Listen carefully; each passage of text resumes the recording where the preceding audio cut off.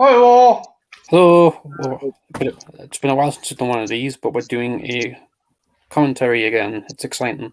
Today we're doing Pacific Rim. I'm joined by. Do you want to introduce yourselves? Trench, go for it. Yeah, I'm Trenchy, the Soulless Trenchcoat. Thanks for having me, man. No problem. It is I, the Trash Picture Show. Excellent. Wanted Fan in we so do. many countries. Not by women, unfortunately. Yeah. So me and Trash go a bit back. We've done about 3 of these before for Jurassic Park. So it's a weird reason to go from Jurassic Park to this, but hey, what's consistency, right? Mm-hmm. Big monsters, big dinosaurs. There is that kind of connectivity, I suppose. Yeah. So everyone's copies are all ready to go. Yeah. Okay. Okay. I'll do a countdown and we'll press play, right? Mm-hmm. Okay. Ready in 5, 4, 3, 2, 1, play. Hey, there's the Warner Brothers logo. That's the thing. Mm-hmm. There's a lot of studios do stuff with their logos, but Warner Brothers seemed like the one that never really did anything kind of interesting with their logo. They'd never incorporated into the movie or anything like that. Yeah. I think it depends on the movie. Legendary do, but Yeah. I do like they give us a layman's terms: kaiju, giant beast, Jaeger, hunter.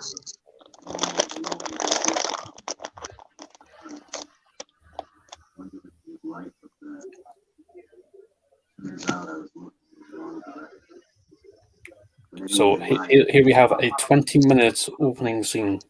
I think it's about 20 minutes. Yeah.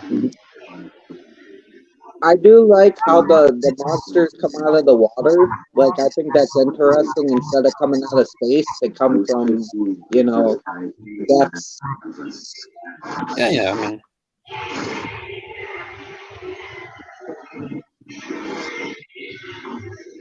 Why? Geez, the Golden Gate Bridge gets a bad fucking doing by monsters, doesn't it? Yeah, actually, that's crazy. The next year, Godzilla literally blows up the same bridge. Like 2014, he does the same thing. It's kind of unreal.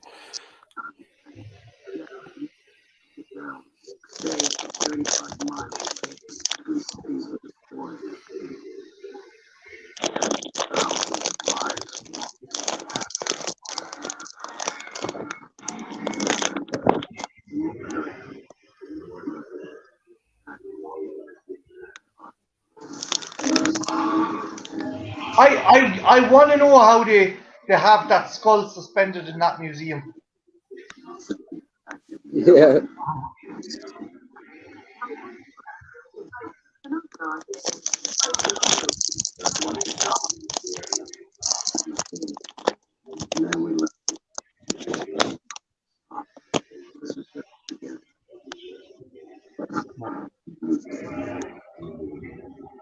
This movie's world building is pretty cool. Like, it establishes a lot in like a short amount of time. Yeah. Yeah. And it doesn't feel super rushed or anything. Del Toro was always good at world building. Mm-hmm.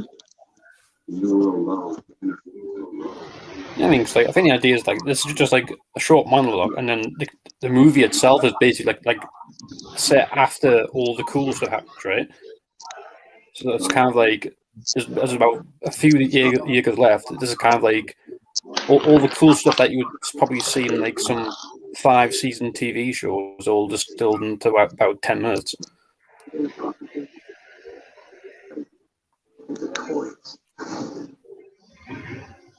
Not really good at it.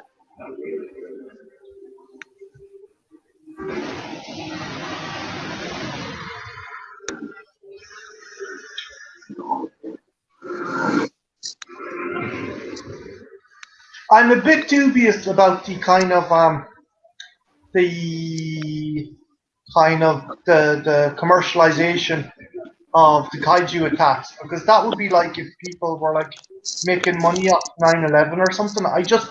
That's the one thing that just kind of never really we can get into politics about people making money off 9/11. But I mean, let's face it, we would do that. There are serial killer T-shirts. We would do something stupid like that. That's a good point. yeah, I mean, it kind of makes sense if you're gonna, I guess, go down propaganda route. I guess, but like, yeah, I mean, the general commercialization is it's a bit insane to think about. Mm-hmm. Yeah, no, I agree. It's fucked up.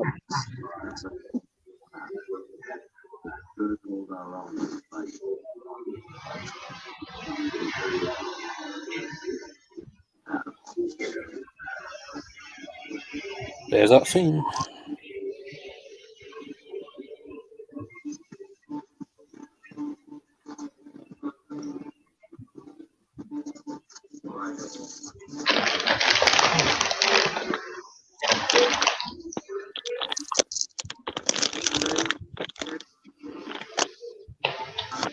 Not any memories flooding back, though.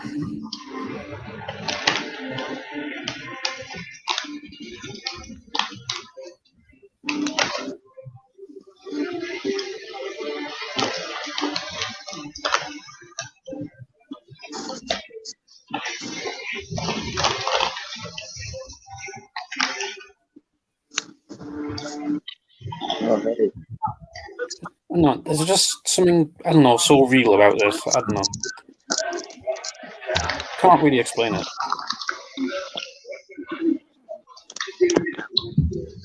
It feels like a video game. Be right back. Yep. If you wanted, you could say this is like Top Gun with monsters. Yeah. I don't know, would that be an apt description? But Kind of, I guess, yeah.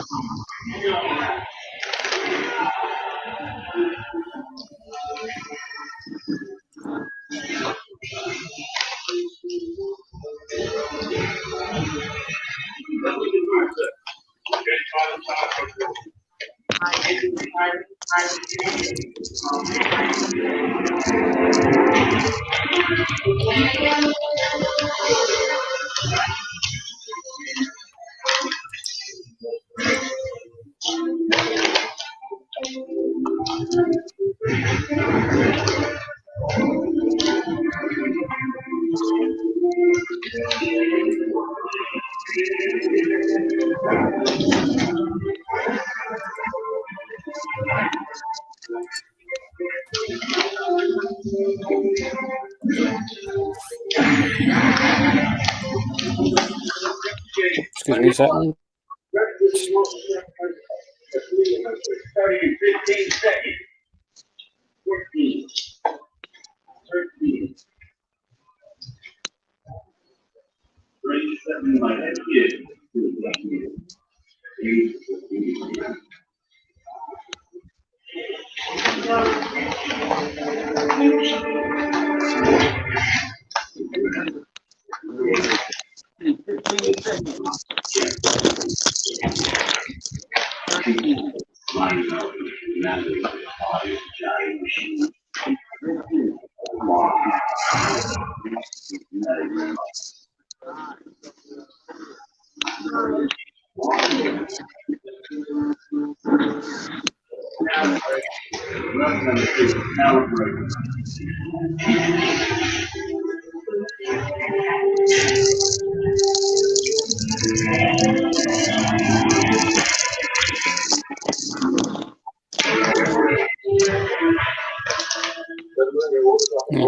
mean, the drift's a cool way of I don't know, I guess dealing with character arcs and stuff. Because one thing about monster movies is it's not always easy to I don't know, I guess do human characters sometimes.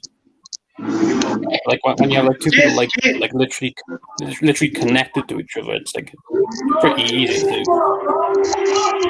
Case in point, the last Godzilla movies, they really weren't that good. Like, they did their best, but they really kind of done a sloppy job trying to bring characterization to the human characters. Whereas this, as you were saying, James, does a lot better job.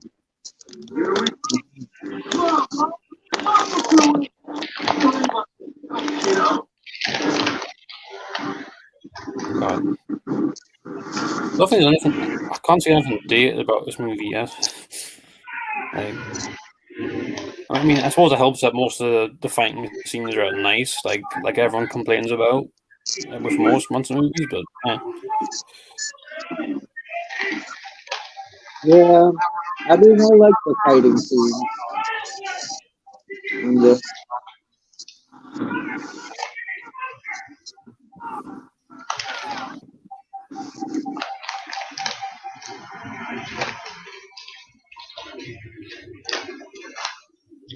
I'd love to slice this with Godzilla '98, with the ship being yeah, attacked. I think I got the same vibes in theater as well. But yeah, that has to be a Godzilla reference. Like, no way.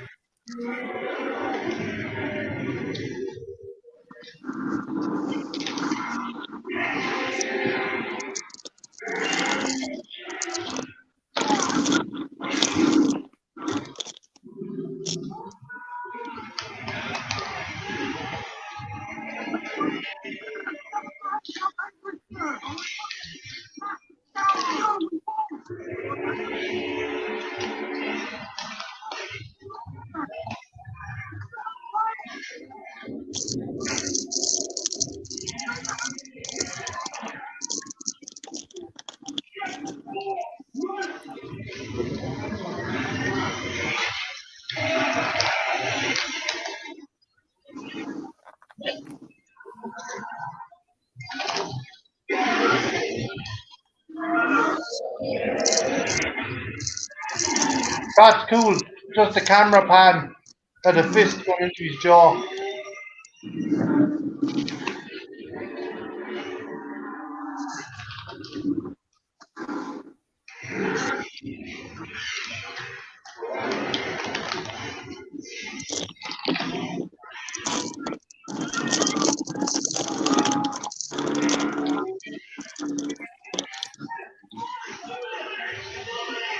God, it's something so cool about just punching a monster.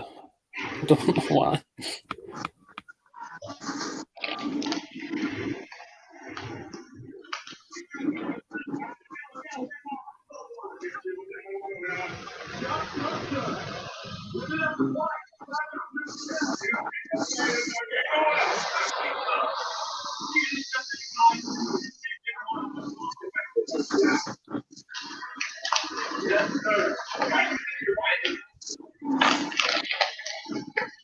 Oh shit!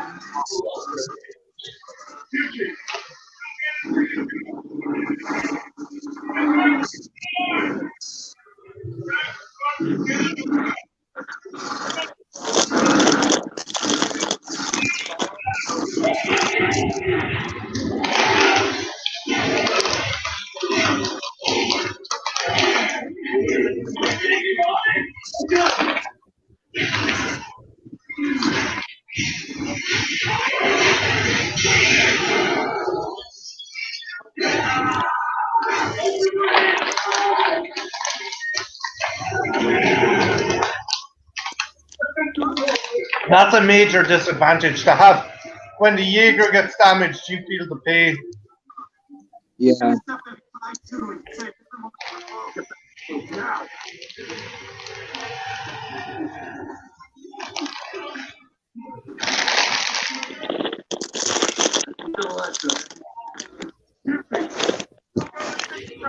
Yeah, so like Ooh, within like 20 minutes, the movie kind of establishes this general theme, like eventually humanity became like had a huge ego, and eventually kind of tells you that this isn't going to be a movie where the robots are like really good. In fact, they kind of suck.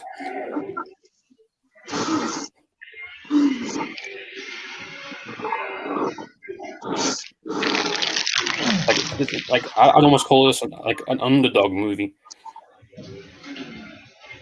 In a way, yeah.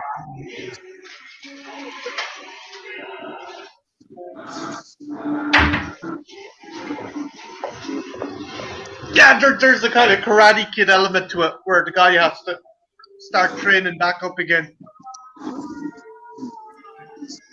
I like it too that it's not just two people in this robot. They literally have to like connect their minds together. They gotta like let them into their deepest, darkest secrets and shit. That comes up. That's a major theme later on with is Aki, is that her name? The character? Um.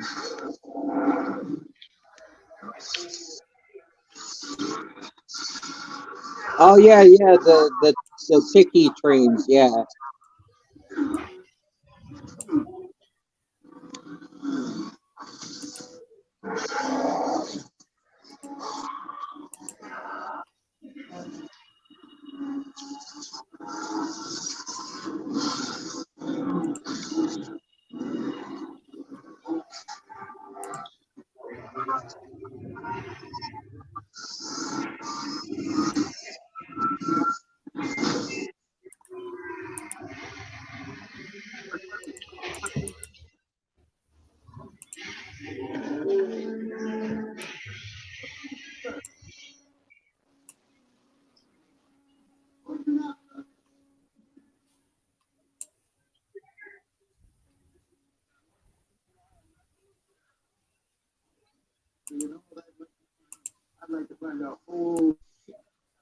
They found another robot. Mm-hmm.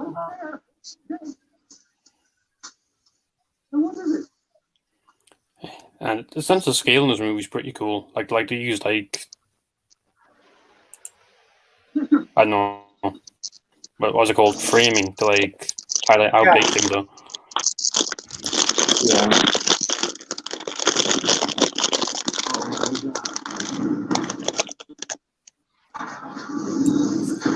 Oh, read the stupid tweet didn't send. I'll have to do it now.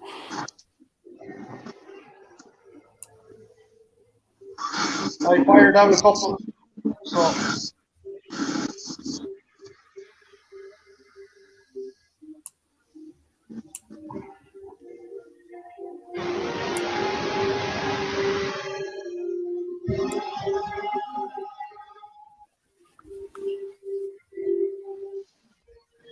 Trenchy, what time is it there with you, dude? Like 360. Okay. Oh, I need to check. Like, whereabouts are you guys? Because like, to me, like, what's his face has just gotten just collapsed. So it's like someone might be a tiny bit ahead. The actual titles are coming up right now, James. I'm Hmm. at where he's coming out of the hole. Out of the hole. Sorry, Trench. I said I'm at where he's coming out of the hole. The robot. I have some slight buffering, but I'll be fine. What about you, James? I mean, yeah. I mean, we've just. I mean, I think I'm coming up to the what do you call them, opening titles or whatever. Yeah. Yeah.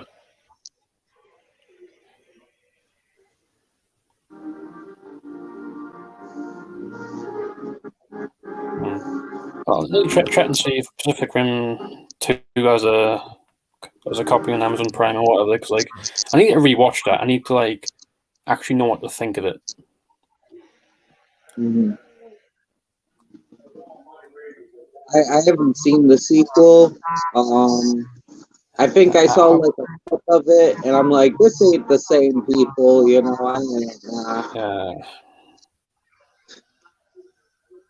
I mean, maybe just problems like even now, as movies establishing that like this entire movies like it's kind of like humanity's sort of lost, and you've got like 4 years to defend the world, and it's kind of like this against impossible odds sort of thing. So like as soon as you sequelize like an idea like that, it's like, is it even worth it? That sounds cool. Maybe I'll give it a chance. Oh, no, I'm sorry. I mean, that's what this movie's about. Mm. I mean, the sequel is just this, but twice. I don't know. The sequel, I don't know. It's a bit silly, and I know we probably disagree on this, James, but like killing off Aki and turning Charlie Day's character into villain, I just I think her name's actually Mako. Mako. Why am I getting? Yeah. I'm thinking. I Do you know know. what I'm thinking of? I'm thinking of fucking Final Fantasy: The Spirits Within. Sorry, Dr. Rocky Ross.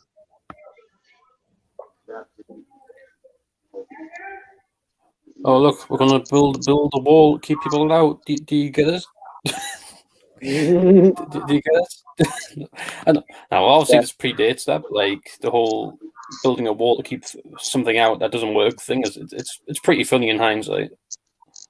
Yeah, I mean, well, China invented that, so it's like,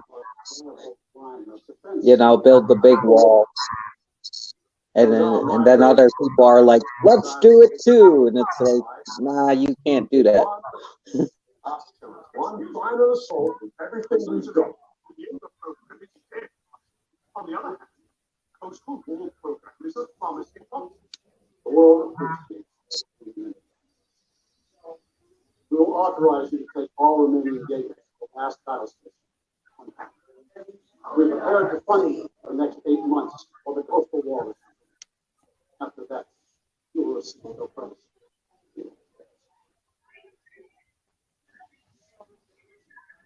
That's it.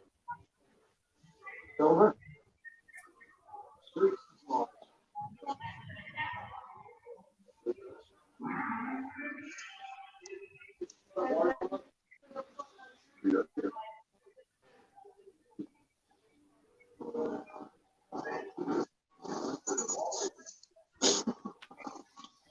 Actually, I'm a big fan of this trope. Like the washed up hero who ends up like basically on his own, away from everyone else, in some kind of like isolated location. And then his old commander comes back to get him back in the game. Like I love that trope so much. Rambo, fucking Yeah, John Rambo. Rambo. John Rambo, Metal Gear Solid, whatever, you know. Mhm. God damn it, General! I'm done with this war. No, you'll never be done with the war. Yeah. Here we go. Yeah. Punch, Pull punch. back.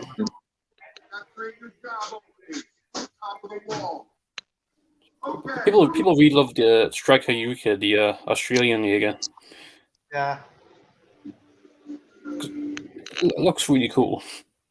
My favorite one is Cherno Alpha. It's essentially Chernobyl with legs and arms. Yeah. The big Soviet bastard. Oh, mate, we're the best fucking Jaeger team in the world, mate. Oh, you fucking Congo.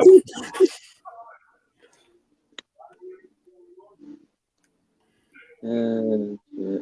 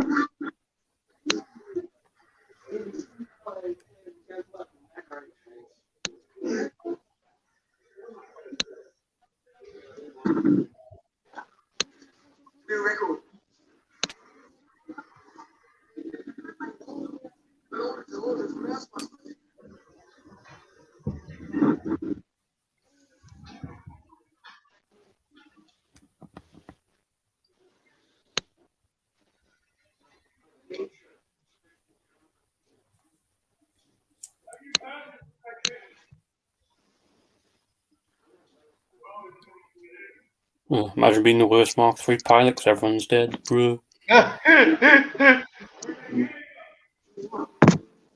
we we wanted the best, but they're dead. We wanted the second best, but they're also dead. We wanted the third, fourth, fifth, and sixth best. They're dead as well. So it's up to you. You're the best we got. We're all we're all rooting for you.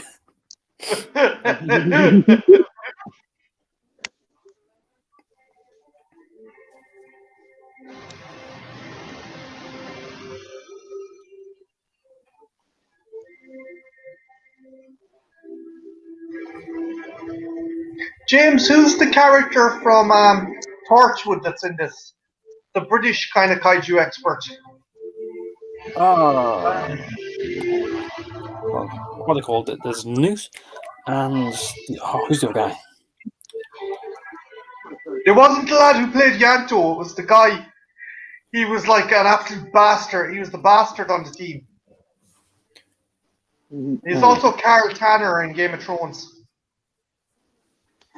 Oh shit! I know who you're talking about because I've watched. I just think he was really good in this, and he was actually really good in the second one as well. Well, it's coming to an end. Where would you rather die? Here or in a Yanka? Okay, I definitely heard like a voice line that's like 30 seconds behind from someone. I'm a little behind. Mine's buffering. It'll be fine.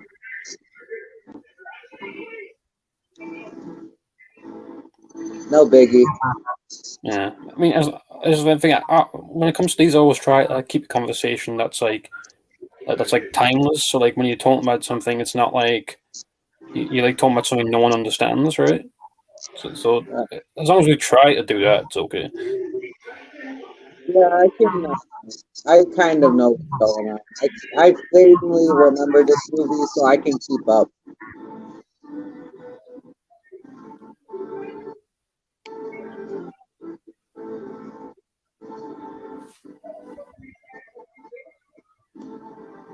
There you go. Newton got leave. That was the duo. Yeah.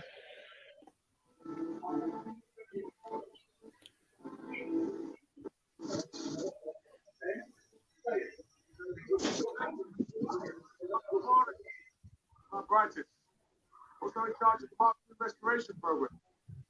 Personally handpicked your co-pilot candidate.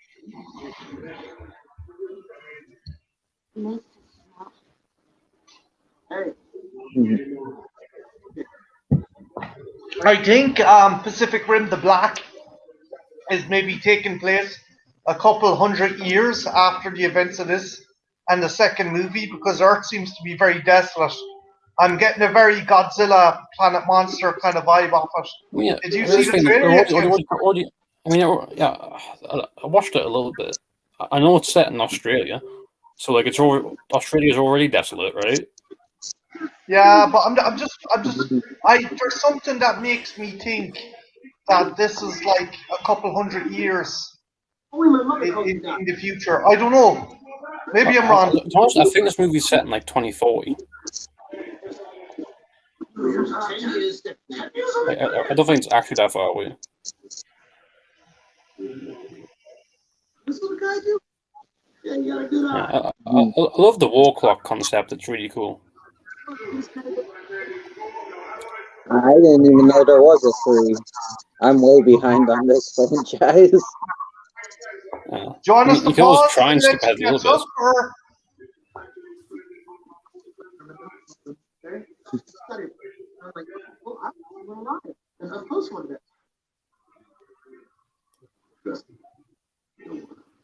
I mean, I think if you skip ahead about 30 seconds, you'll be okay.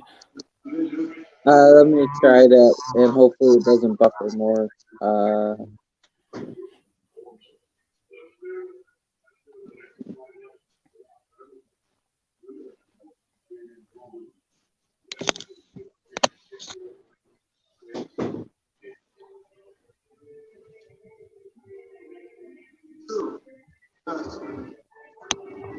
No. What is that guy? Crimson Typhoon, China, with the braces. Then with the Shansu, multi-titanium core, no alloys, 50 diesel engines for muscle strand. Size fighter. Piloted by the Waytech brothers. Triplets. Supplements. Defended Hong Kong port 7 times. They used the Thundercloud operation. Oh yeah. Before home sector. Very effective.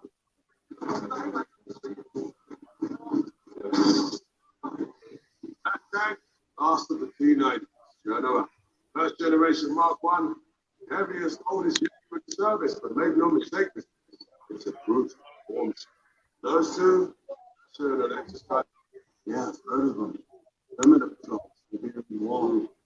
Their watch they stayed on for 6 years. 6 years.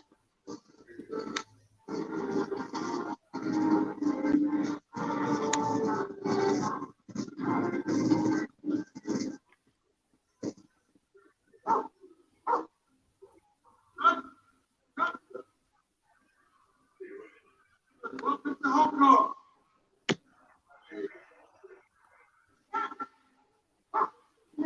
Don't feel over Miss Ward. The girl is it's getting Hanson, an old friend from the Mark One Glory days. I know you, mate. I know together before. She has to go. Well done. 3 Jaeger team stuff.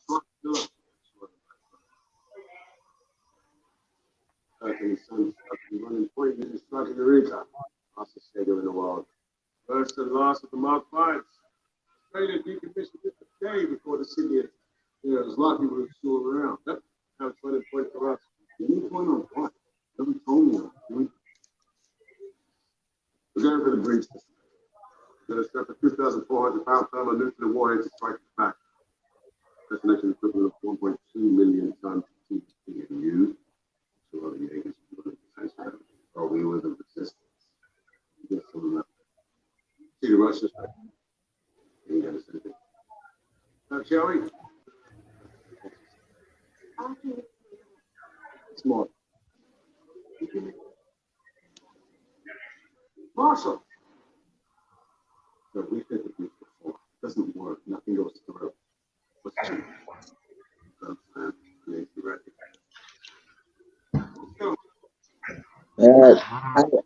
I do a bit like usually the monster movies don't do as good with the humans like you guys were saying, but yeah, this one does a pretty good job. Like Yeah. with that. Everyone, like, I can remember every character in this movie where I have issues. The only character I can remember in the 2014 or Godzilla was like Surazawa, Ken Nabi Surazawa. Like, I gave up on that movie, the 2014 one.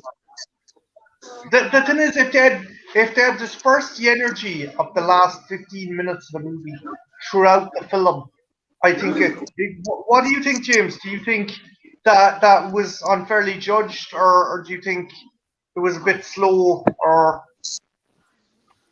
I think it has a few teething problems that were really over exacerbated. Like, I don't know. I mean, I like this movie for different reasons, but like I will stand by it. This definitely does humans better. I can't agree there, but I don't. I mean, I think the thing is like it doesn't work without the whole underdog narrative, like because like that underlines the entire movie. Yeah. Like, they should just get Del Toro to do a fucking Godzilla movie, a Universal Godzilla movie. Hell yeah, man! I agree. I mean, the thing is, he's not even going to come back to doing the Pacific Rim as the kind of a pipe dream.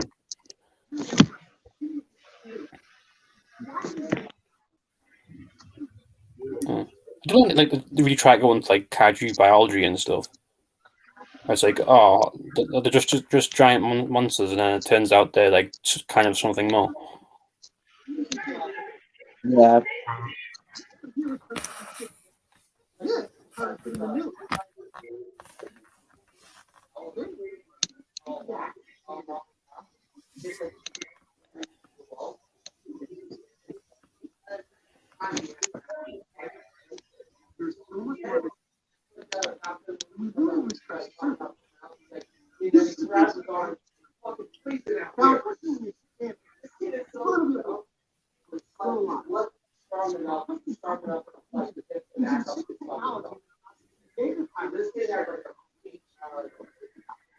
I can tell you exactly how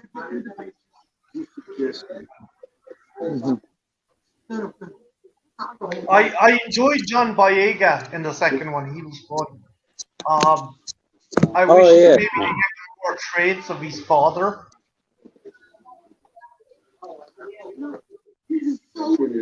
Like honestly, I have to rewatch two to cause like I mean I said this a bit on Twitter, but like I don't like the idea of people like pretending they can't remember anything from a movie or like literally not remembering and then talking about it as if that's a bad thing.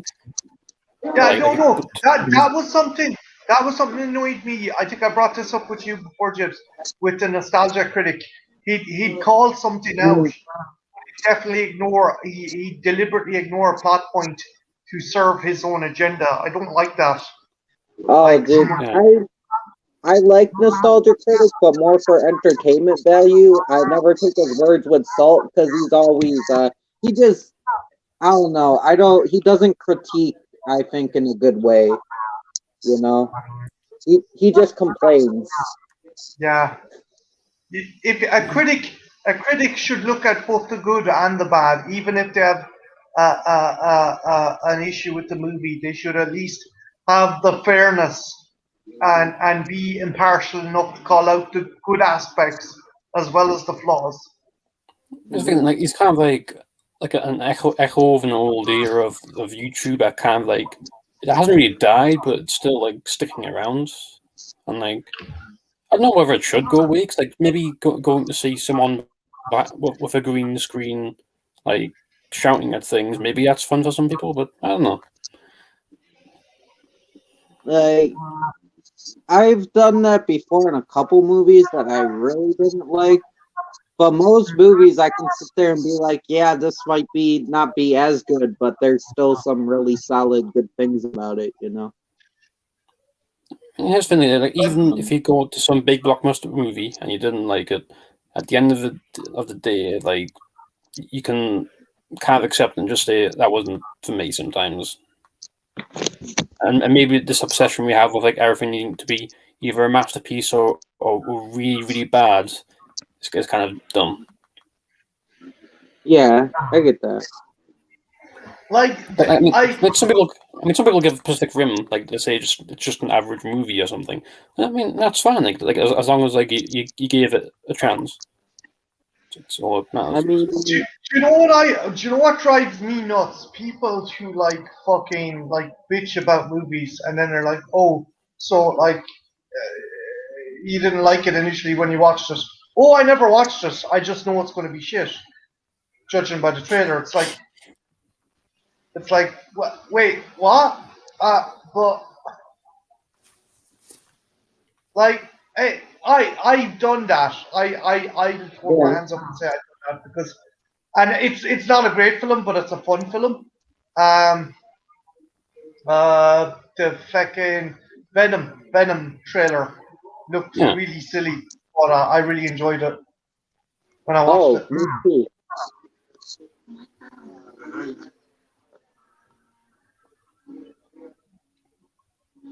Yeah, the thing is like I've done that too with like Black Christmas 2019 and stuff.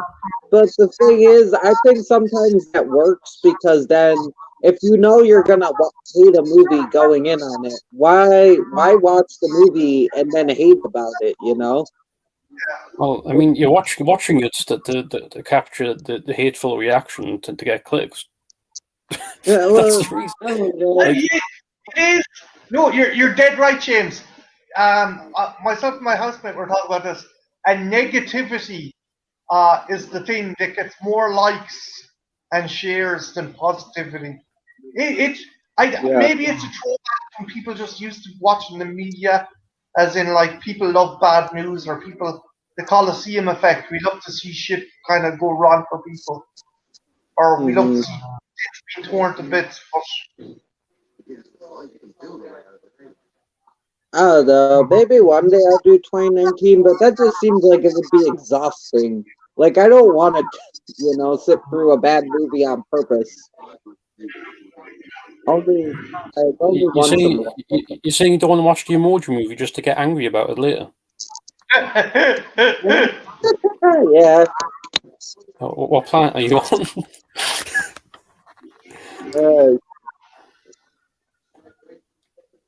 Yeah.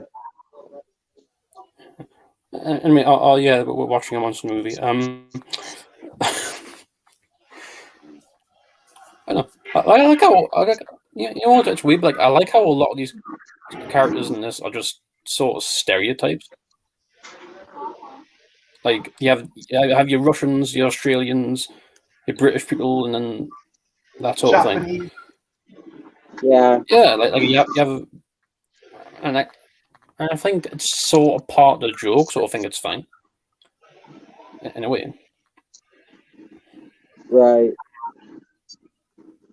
I do like that they have to like physically train to actually be in these robots. You can't just step in. You gotta actually like learn how to fight. Yeah. So you can do the movement.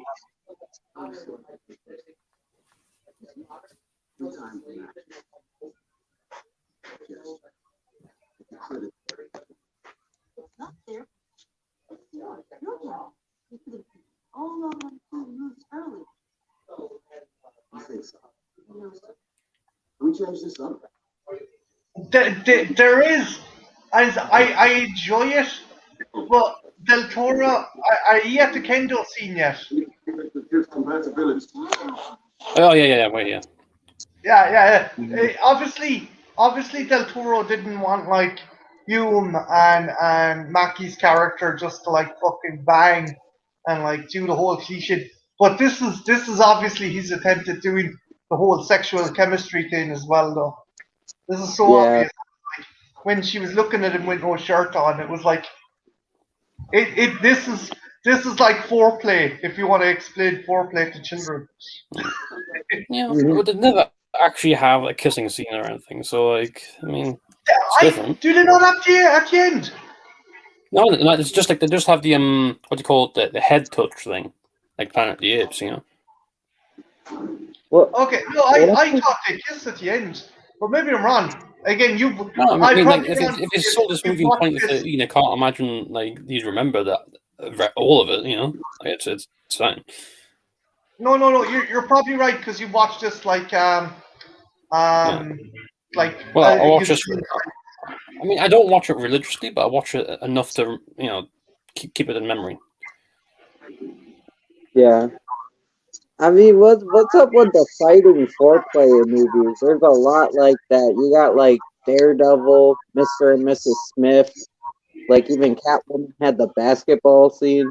Like that seems to pop up quite a bit. They fight and then you know. Yeah, there's a little joke like this is this idea of like fuck fighting. This idea of like you're fighting, but you really want to like bang, and like it seems to happen a lot in movies. Yeah, like I'd call this a fuck fight. It's avoiding the cliche by making another new cliche. Yeah. Exactly.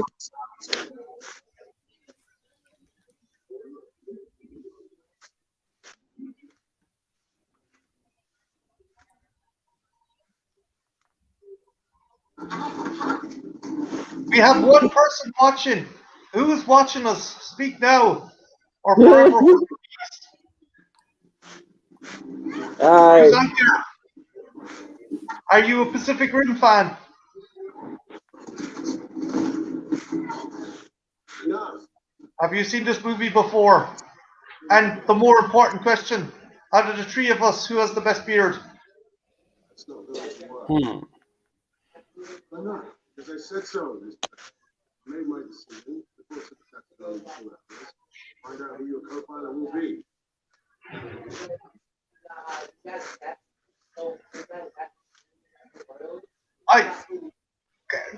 Could you classify this movie kind of as a white savior flick? In what way? In the way that the guy who survives and like kind of does all the main shit is like a prime example of Aryan breeding. I mean, this I don't know, because like I mean, you could say that, but I think the whole drift thing would counteract that because like Maho, well, she doesn't she sort of has to deal with her own like past and stuff inside Yeah. of the whole dream sequence thing. Mm-hmm. So like, so I say it could be that like you just be like, oh, it's just he's the tough guy, but the entire movie is about how like kind of about like humility and stuff like that. Yeah.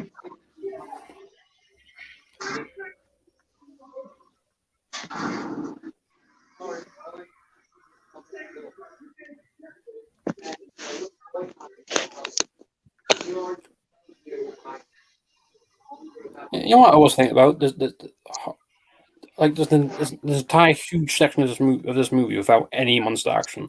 Like there's really not that much punching. It's once at the start and all at the end, and in the middle nothing, Do you and it know? never slows down. Do you know what movie was good? I was shocked by and kind of reminded me of this. What was the Rock'em Sock'em Robots with Hugh Jackman and his son? Real Steel. Yeah, Yeah, that was I fun. never saw that. Was that? I need to get around to That that. was actually So fun. I hear a lot of good things about it. I love Real Steel, man. That was my jam as a kid. I think you'd enjoy it. I think you'd enjoy it, Jibs. The kid from that, I always thought the kid from that was the same kid from Star Wars because they looked alike, and I was a child and I couldn't I wasn't good with time and shit as a teenager and I stuff. can relate to that. Yeah. He looks like exactly like him, and I'm like, how hasn't this kid aged? It is not the same kid though. That's not. But as a kid, kids are terrible with time, especially with movies. Because you know how when you're waiting for a sequel and it feels like it's taken forever, but in reality it's maybe 2 years at the most. But Yeah, in kid time, that's like forever. yeah. It's like I'm like, how is this kid still a child? It depends on the actor. You can actually like Carrie Head, prime example, great fucking child actor. The kids in Jurassic Park, majority of them are actually really good actors. Actually, I've never had any trouble. I've liked Eric Kirby. I like Ian Malcolm's daughter. I think that the kids who they cast in Jurassic Park are probably the best. Yeah. Yeah. I like the kid in Jurassic Park 3. He whooped ass. Oh yeah. Eric Kirby was brilliant. I hope they bring some of those characters back.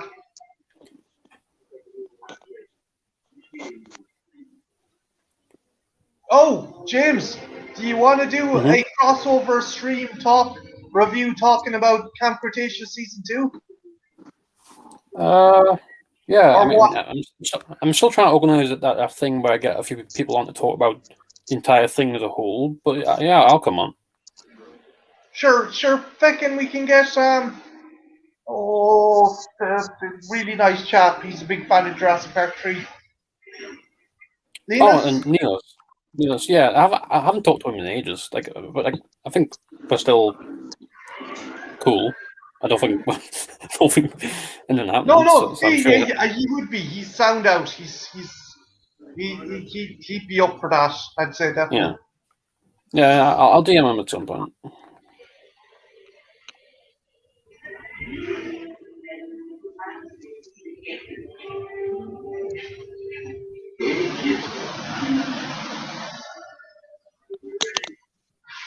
Then you have the huge character defining change moment, but it all takes place inside a drift,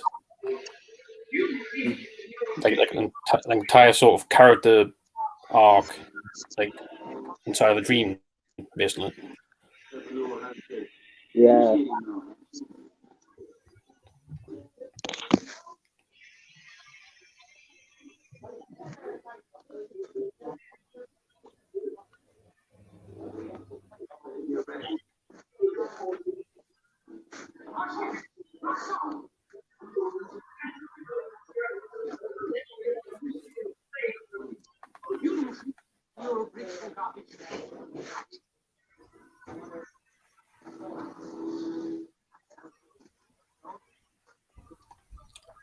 And yeah, this bit where new drifts with the kaiju is pretty important, both in this and a little bit in the sequel as well.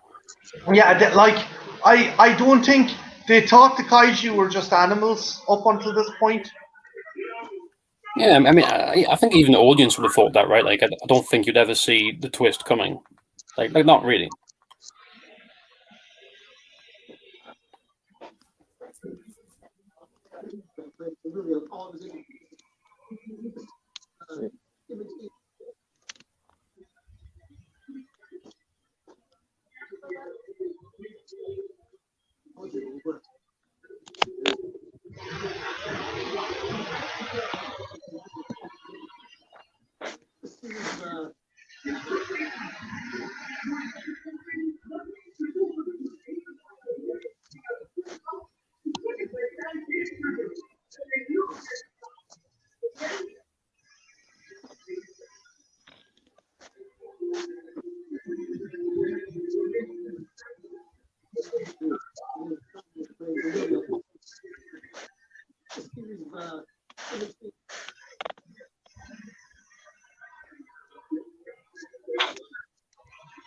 I love the idea. Like, we fucked up the world so hard that the monsters came for us. Yeah. Like climate-wise. Yeah, basically the kaiju are those beings' version of their Jaegers. Oh, actually, no. Yeah, I've never actually made that connection. Like, they're literally all just Jaegers. Yeah. And they're all connected Yes, by their brains and shit.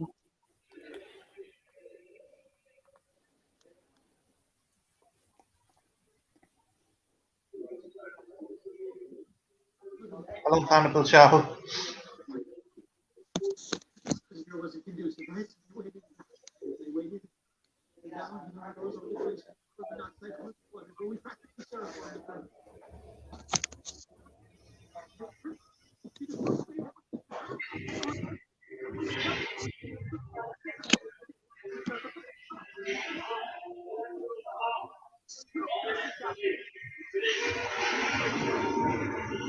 PTSD.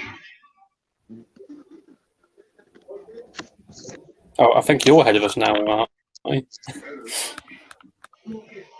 Oh, I am. No. I think No, me. Trash. Me. Yeah, a Tell me tiny bit. pause. Yeah, I'm at the Charlie Day scene. Now I'm at the robot. They're like training. Looks like. Oh no! You're not. Like, you're about maybe 10 seconds ahead. It's not too bad. Me or Trenchy? You are, yeah, you. Are you and Trenchy fairly in sync, I'd say? Yeah, it's not too bad. Just because I can hear your TV, so that's the only way I know. Yeah, I might be slightly behind because of buffering, but I can manage. I can. Yeah, like I say, it's never going to be perfect because I live Yeah, in a world where like physical media and digital media are just like they just run differently for some reason. yeah.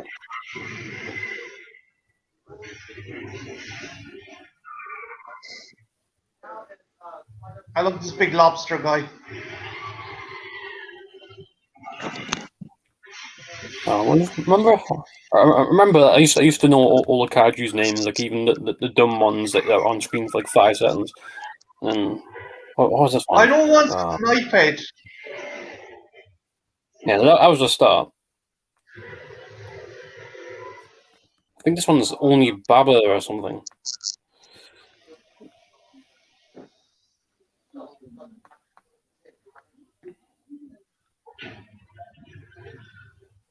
Are you feeling it now, Mr. Krabs?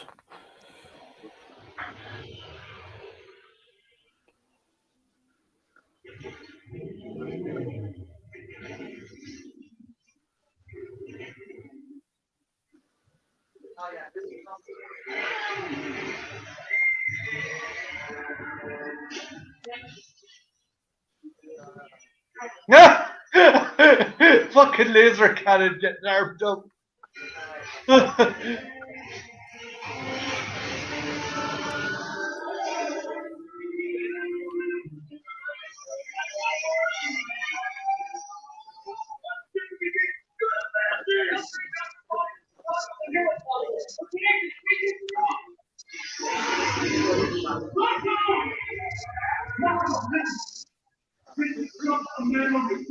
Real.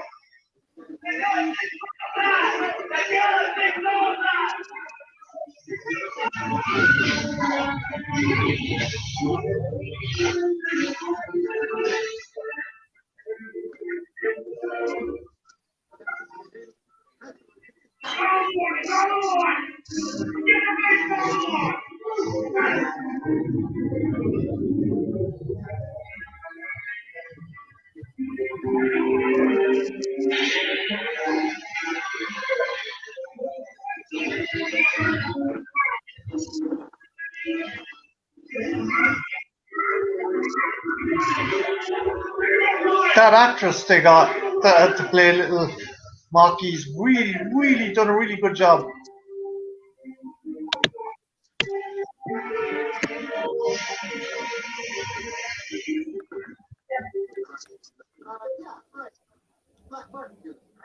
Let's go.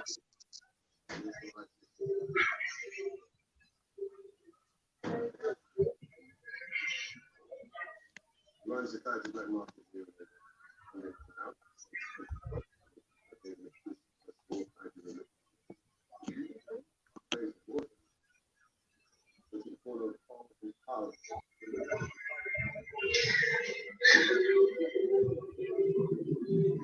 Bone slums, Hong Kong.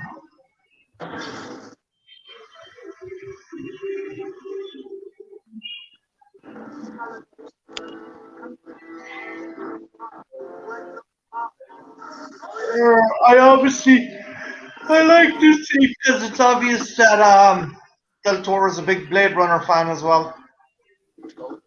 Mm-hmm.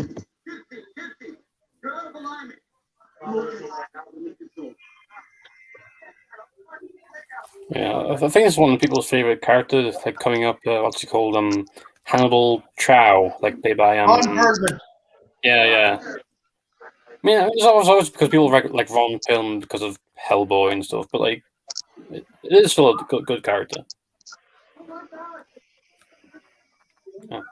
I also love the idea of kind of like building, not really building, but like having a city integrated with like a big giant skeleton or whatever, and like an entire culture, like and like drug trade made out of monsters. Oh, yeah, like obviously there's probably stuff like this in the Hong Kong.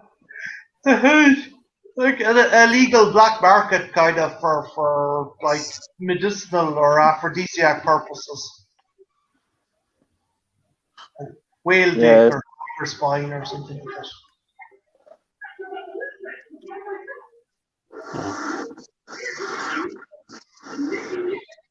If this movie is rated high, you'd probably see people actually like snorting like some of this stuff.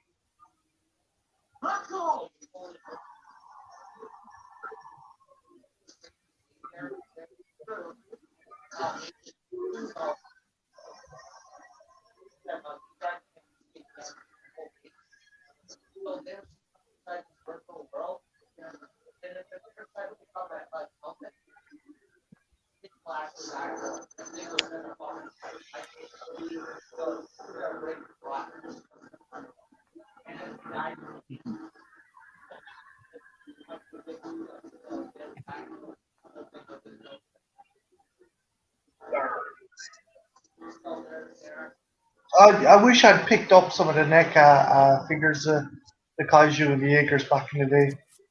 Because for some reason they went really cheap. They were popular for a while, and they were mass produced and they went to the cheapest ships.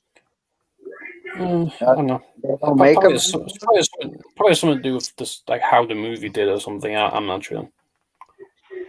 This did well though, didn't it, James? It just made it, yeah. I think it did well enough for people to the people to know they wanted a sequel, but not enough to make it as quick as possible. Yeah, I mean, I think a lot of people went to see it when it came out. Like, it was really big. But after that first movie, like, the sequels and everything kind of went under the radar. So it kind of, like, the fans that loved it stuck with it, but it's like it was kind of niche. I think it had a niche crowd. Yeah, Like a niche. and then even the hardcore fans were turning against it as soon as Del Toro sort of left and stuff. So Yeah.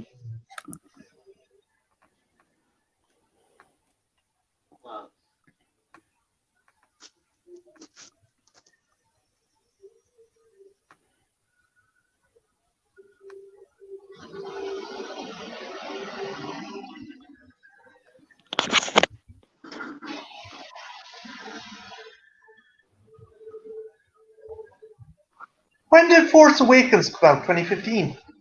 yeah, Well, Yeah. Pretty sure. okay. I was just going to say if they had a scene with fucking John Boyega as the younger kind of Idris Elba when he was a pilot.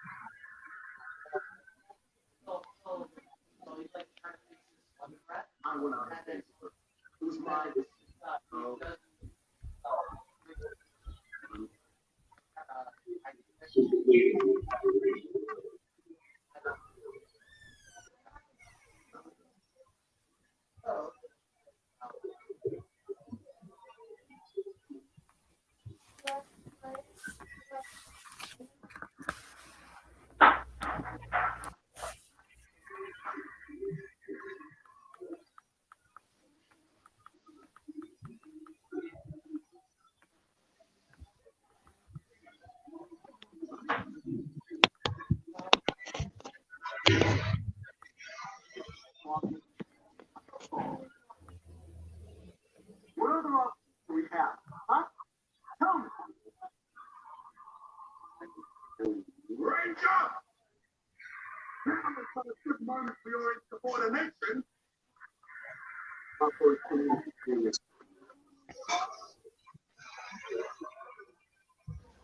Not why you well.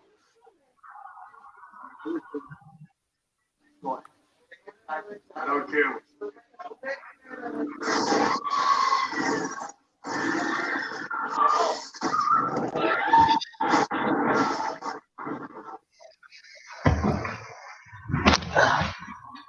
There is good chemistry between the characters in this. Yeah. Yeah. I mean, I like that after she like freaked out, Charlie Human didn't like turn on her because they would have done that in a lot of movies.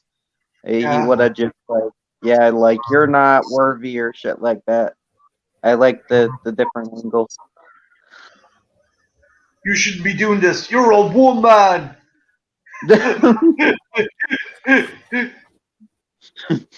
And yeah, exactly. That card definitely would have been pulled. It would have been. Yeah. Your hormones affect the Jaeger. God damn it.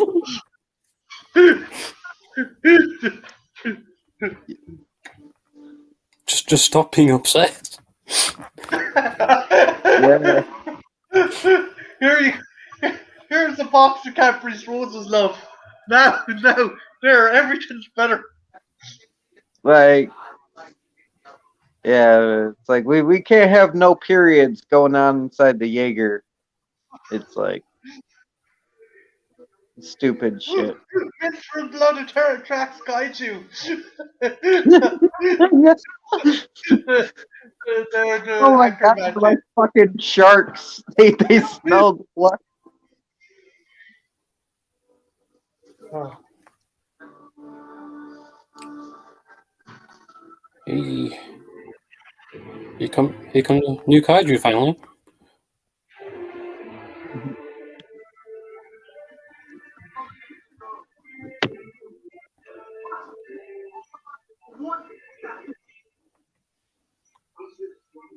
Oh, yeah. I mean, and it's crazy. The human parts aren't boring at all. Usually, you want to get to the monsters, but in this, you actually like Yeah, they're it's not boring.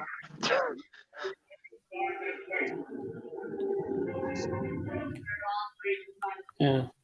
I tell you what, I think if they established that Jaegers are actually like really good and then were beating like kaiju like all the time, I don't think it would have worked. Yeah, But like you'd want monster action all the time if you knew that the Jaegers are actually like doing well. yeah. That's the thing. That like this scene kind of, as you pointed out, James. This shows that like what two of them are taken out in like quick succession. They're not like fucking hot shit fucking machines either. Like they're essentially all the human race has. yeah. It's like it's an effort. It's not like they're trying, but it's not like 100% succeeding. There's still tension. And the what's the article? Cherno Alpha looks like something right out of like you know the old Star Trek card movies like with the Borg and shit. Yeah, yeah, Like yeah. I The, don't the know, reminds eyes, me of that. the Like especially visors and stuff that they have. yeah. Yeah.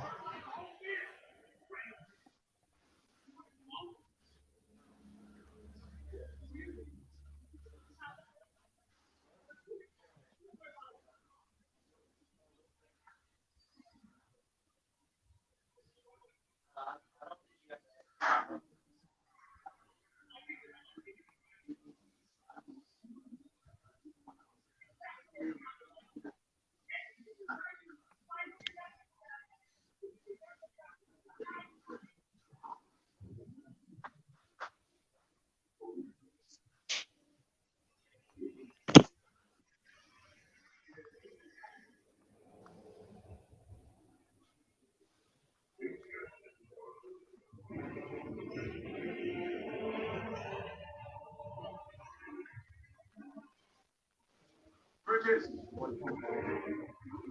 Right now, Crimson Tide. Send them out. Yeah, like I'm shocked how quick they're taken out.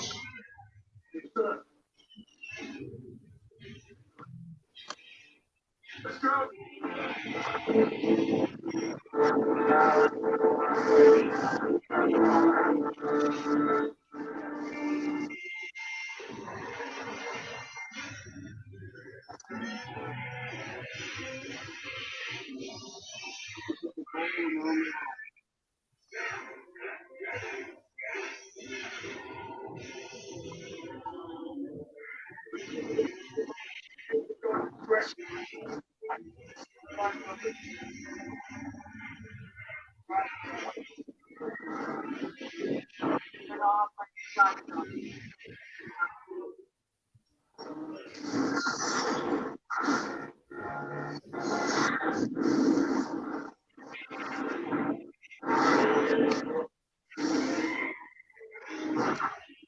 Big dirty Soviet chimney stack with arms.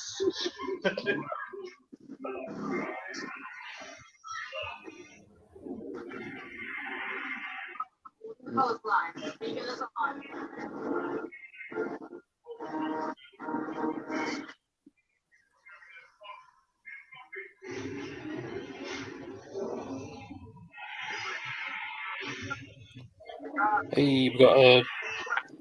Oh, what's that wrestling move called? I don't know. Is that wrestling? Just the flip maneuver. It's cool.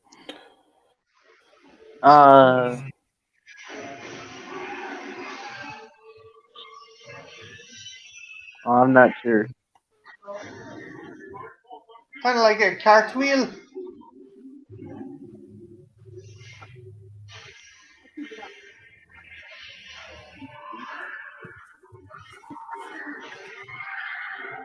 Oh shit.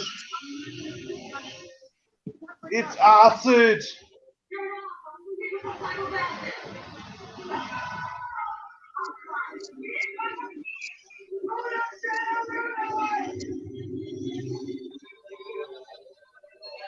Like, I know these things are huge, but surely, like aircraft as well. You could send in aircraft now. And Cherno Alpha's gone.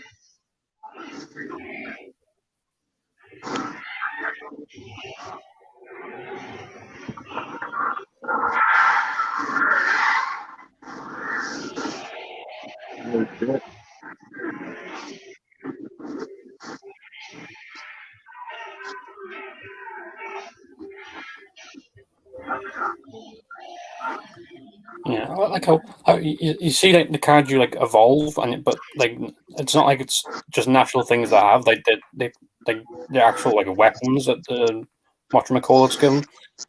I just Yeah. Yeah. Oh well, I forget. There's an actual name for it. Just called I don't know kaiju masters or something. Precursors was this? I don't know. I used to read the wiki a lot.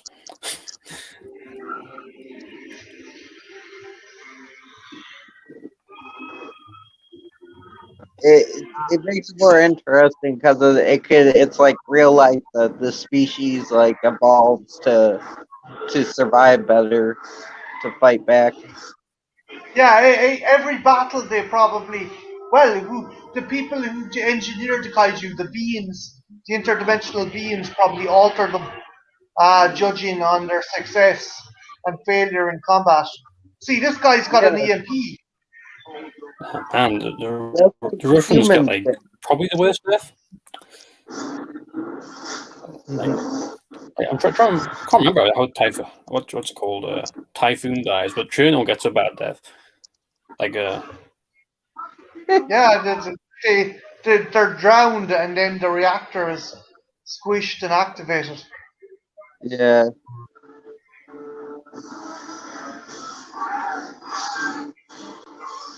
I mean, it's like essentially the humans and the kaiju are doing the same thing. They both just want to survive, so they keep evolving to to fight each other. It's interesting. Yeah. Okay, I never actually noticed this before. You clearly see that well, the gorilla card, you clearly notices strikers used that move before, so clearly it was developed to counter specifically that. So that's kind of cool. Yeah, I'd say. after Yeah. so many battles, they've engineered those beings engineered kaiju to counteract different Yeah, different like combat techniques. yeah, it's like they learn from every failure, while like humanity kind of sort of can't.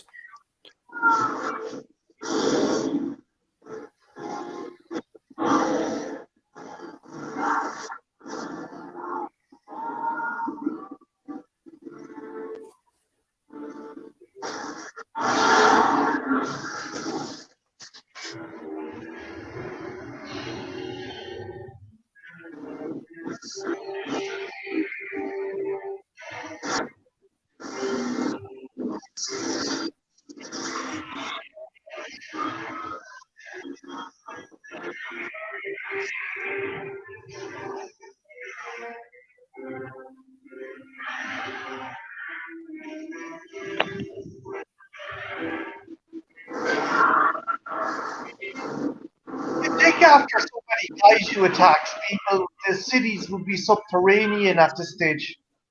Mm-hmm. Yeah.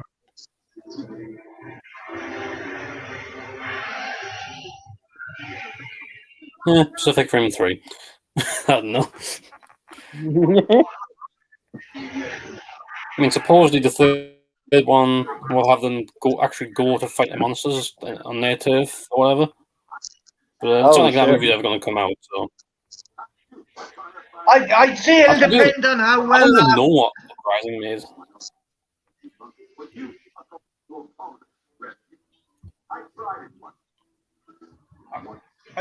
I'd say it'll depend on how This one well is the Netflix animated show does. Like they could continue maybe. it as anime. Like The thing is that show's been in development like forever. Like Del Toro was trying to get that around, like shopping that around for for years. It's not like it's a new idea or plan or anything.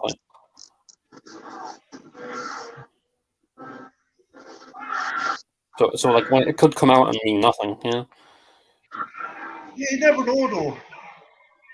yeah, I never know.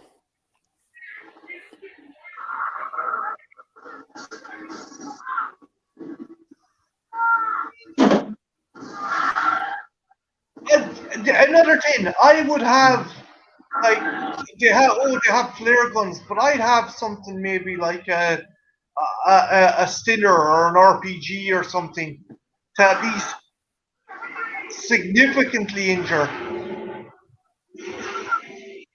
Right.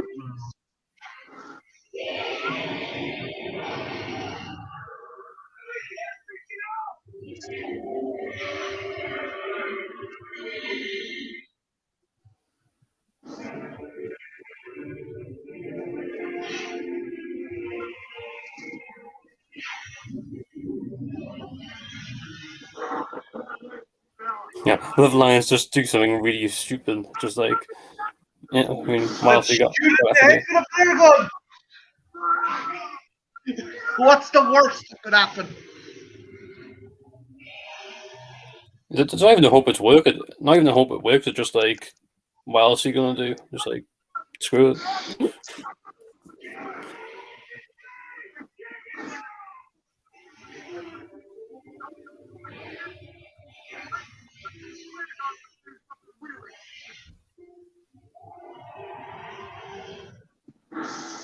Oh, ouch.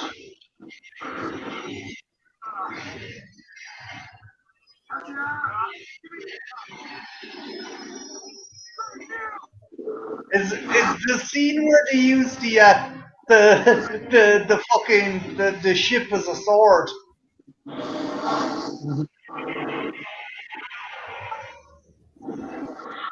Is that coming up, or is that during the daytime? I think that might be during the daytime.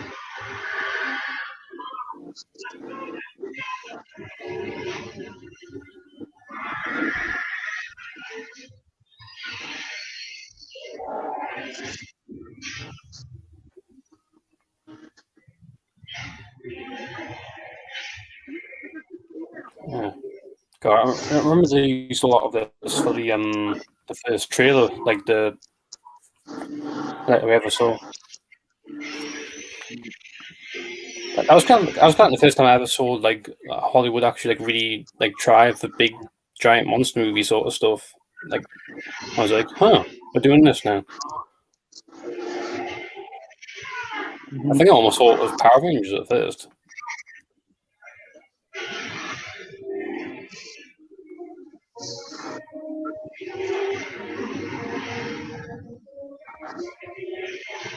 Oh, guys.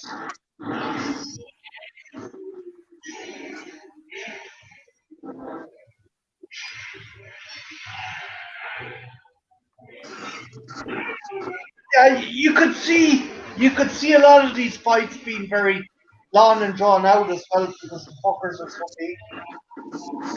Yeah.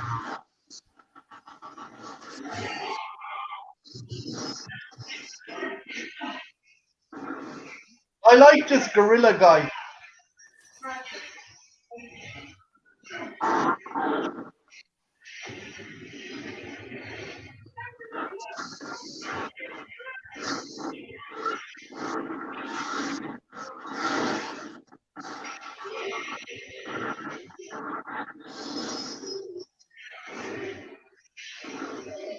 Aim for the head.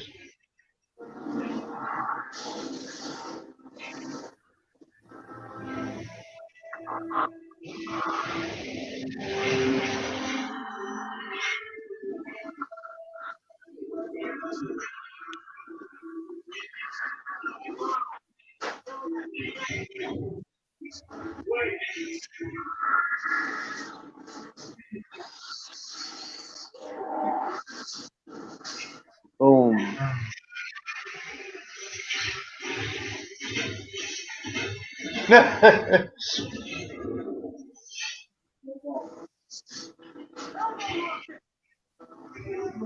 He learned his lesson. Again, I'm ahead of you. Sorry, guys. Oh, you're good. I was at the. Let's check for a pulse scene.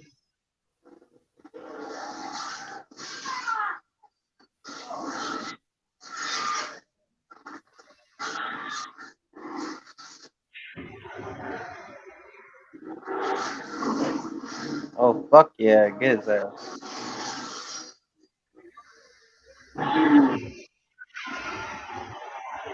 Let's check for a bullet.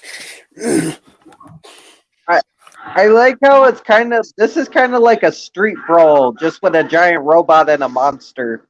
Like, Oh yeah. it's essentially a street Yeah. brawl. I do love like all the fights. Like kind of like a Rocky movie or something. Like the way that everyone punches and everything. Yes! Like, it's not like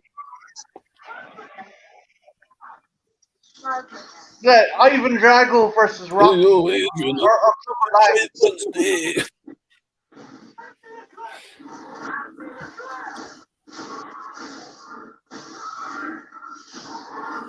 It's like punching someone with a handgun while you're simultaneously firing. Mhm.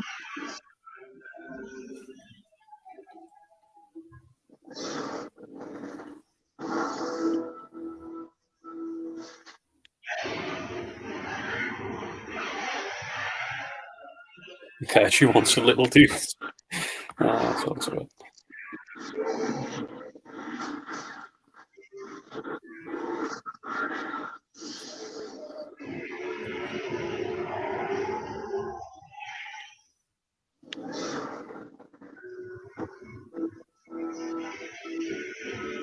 Yeah, here's the bit with the bullet. He uses a sword or a club.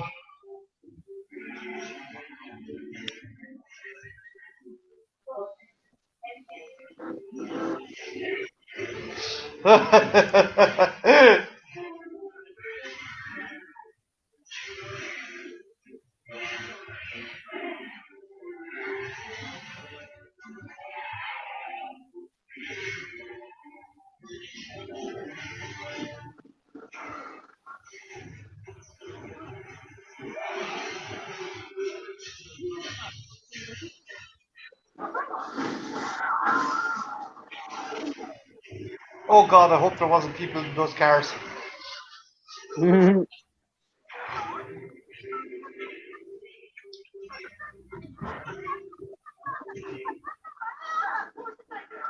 Oh.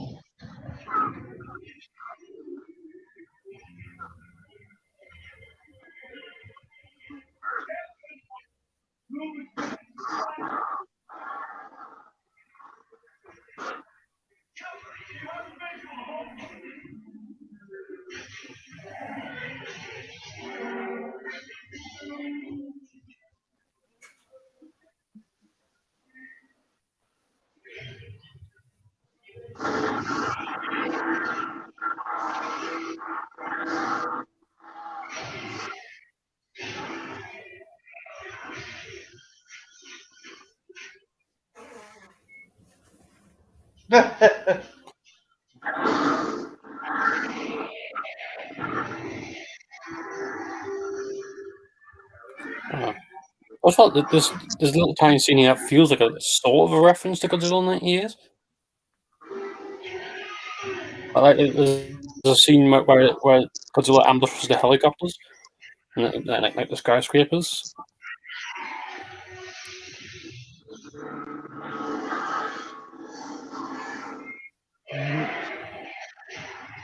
Ah, he's pulling out the acid gland. This might be my favorite of the monsters, the one they're fighting with the boat. I like Yeah, kind of. they like do a lot of this one. Mhm. Yeah, doesn't he cry, James? Hmm? And this one's got wings. It's got like Sorry, I tentacles. can't hear you opening stuff.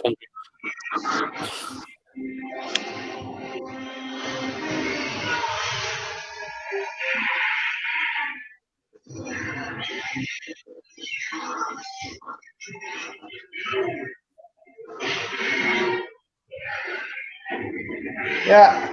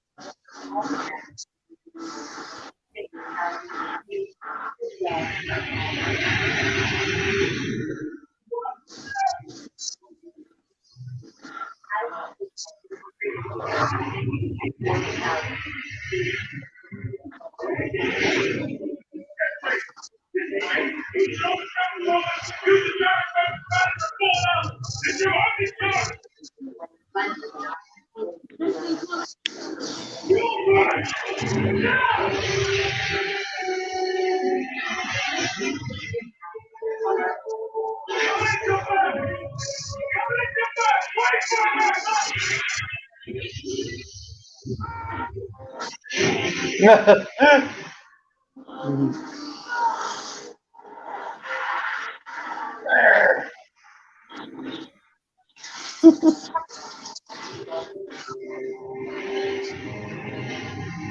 Trenchy, did you see this or did cinema when it came out? No, I saw it on DVD. I sadly did not get to see this in the theaters, but I remember watching this like at least 4 or 5 times after it first came out. Like, I then I hadn't watched it since. I feel bad for James because James was telling me the story the first time he saw it, and the cinema was underwhelming to say the least. Oh, Yeah, like there was maybe 10 seats, and the screen was about the size of a TV. that's But, like, bullshit. it That's not a. it was a little local. It was like a little local theater. It wasn't like a big one. So I was like, Yeah. oh yeah, I want to go see this. And so, we were in a different city at the time, so we went there, and you basically, I don't know, like, sometimes it's okay to watch a movie at a TV, but not in like a theater experience. Right.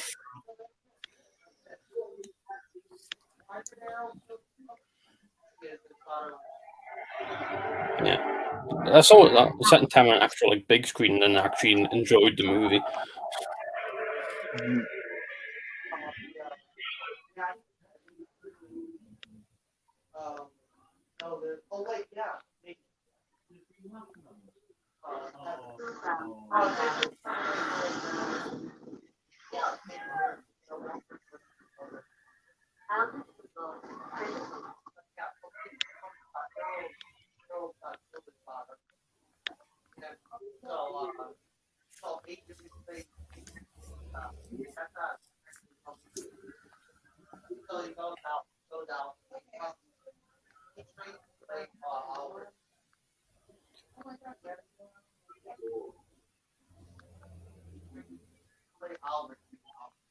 It's your only chance. Kill punch.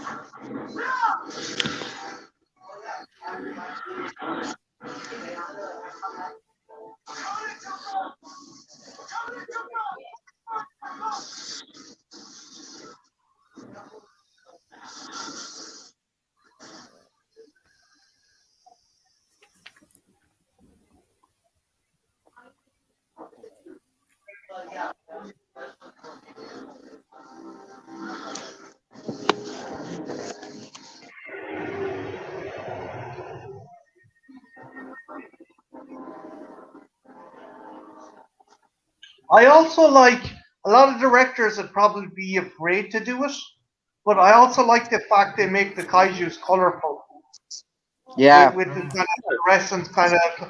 A lot of people would make kind of like fucking real slimy, dark kind of monsters, but these guys are like they're like they're like living LED lights. Hmm.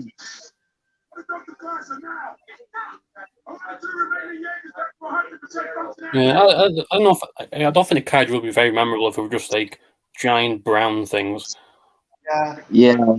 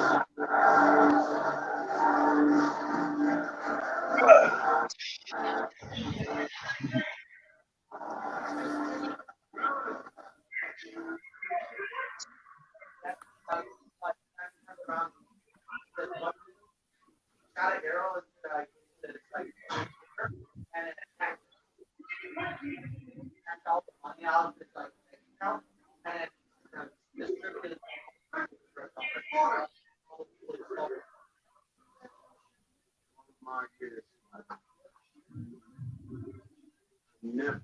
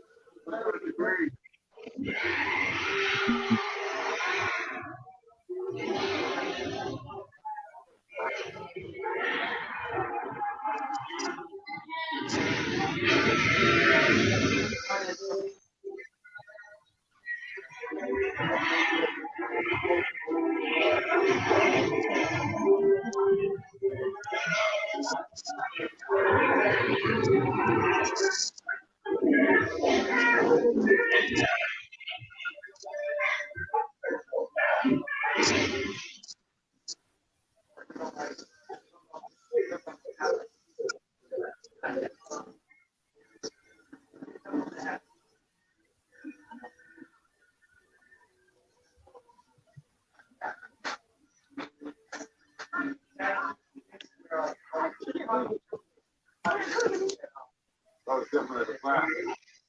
I could hear that thing there.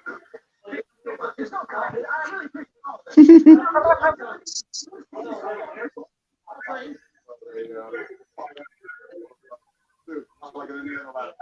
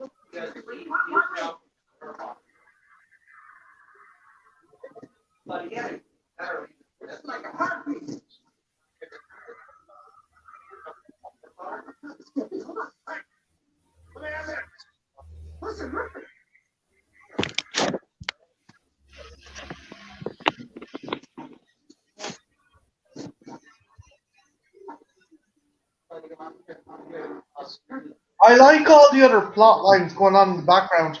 How Yeah. Idris Elba is dying because he was because he didn't drift. He was in the early Kaiju program or the early Jaeger program where they were solo pilots. I like that's going on in the background and stuff with Maki and stuff with the Kaiju black market. Like Yeah. and a lot of directors would fail to incorporate all that. It'd all get too top heavy. But this is really well balanced. Like it shares the universe. It doesn't take or pull from one or the other. Yeah, and the fucking like universe explaining doesn't bog it down either. It's very well paced between It characters. feels organic. Like Yeah, you got the backstory, you got the well-rounded characters, and you got the good monster fights. It all works well.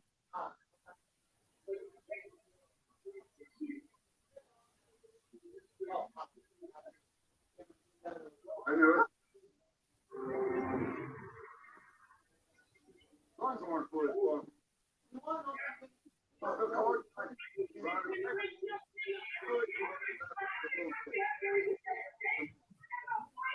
That's all I did. I never would make it. Mhm.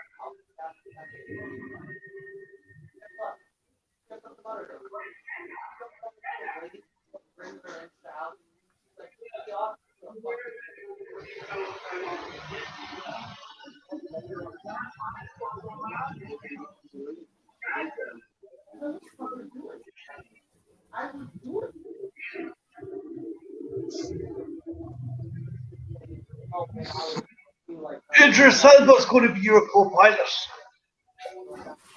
I don't even. I keep on forgetting the character's name. Let's call him Idris Elba. Yeah, It's Pentecost, I believe.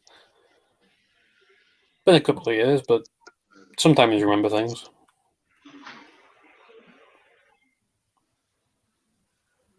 By Jove, we're going to own this thing for sure.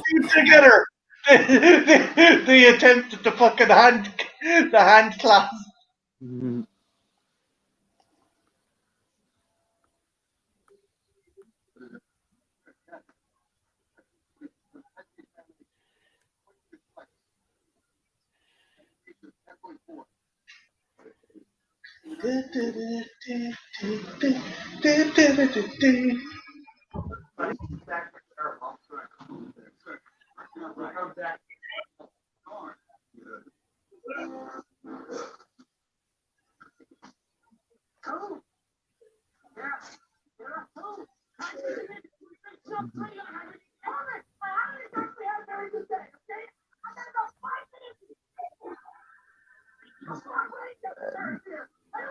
The two scientists are great, man. They're fun. They're obviously the comedic relief, but they're also a great way of dispensing exposition. I mean, I forgot how funny they were. Like, I forgot. I remember Charlie Day. I didn't remember the other guy, but yeah, they're good shows.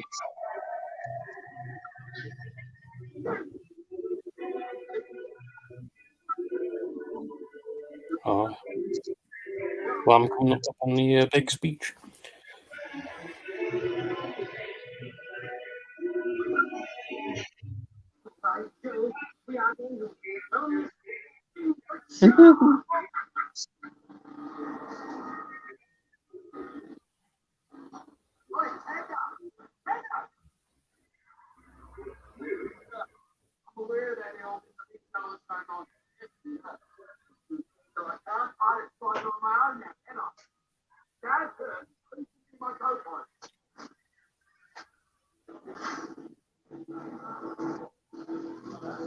Bring the fight to them.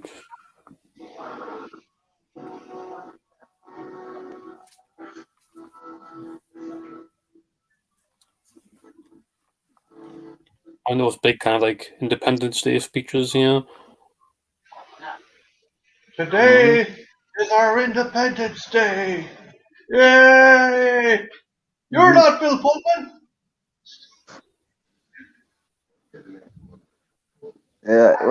When I think of big speeches, I always think of like Samuel Jackson and Deep Blue Sea for some reason. Oh, Oh, yeah. That's a great speech. That's a great Yeah. speech till the park fucking ruined it, but You know what? Go to I love to Deep get. Blue Sea. We're not gonna fight anymore. Or although Trenchy, for me, that's his second best speech. His first one is, "I'm sick and tired of these Monday to Friday snakes yeah, on these Monday to Friday planes." Honestly, I need to get around to seeing Snake. that's a great one too. I don't really count that as a speech though. You know, Sylvia said that But I like love that. Snakes and Planes was supposed to be a serious movie, and then they made it like a joke off like during production. Like, I wonder what the serious movie would have been like. I loved some of the Yeah. taglines. Like one was, what was it? Roses are red, sugar is cane. Who put the snakes on the motherfucking plane?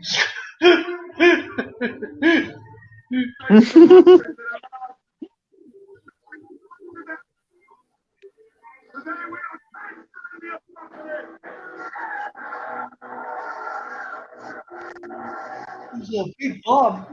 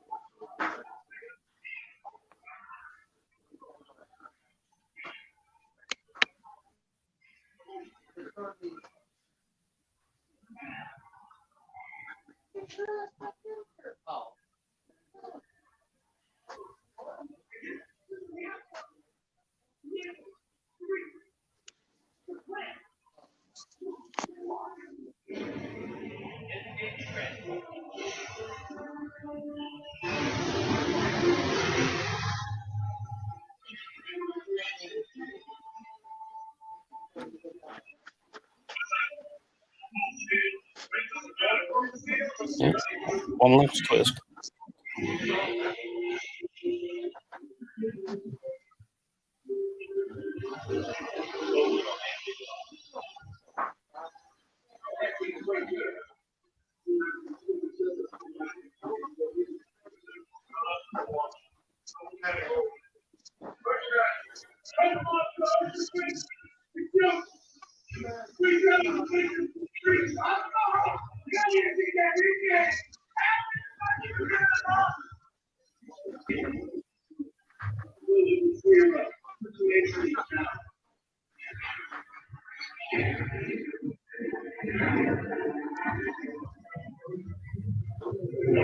Yeah, as hard as it would be to pilot those things on land, I can only imagine there'd be a bastard to pilot underwater.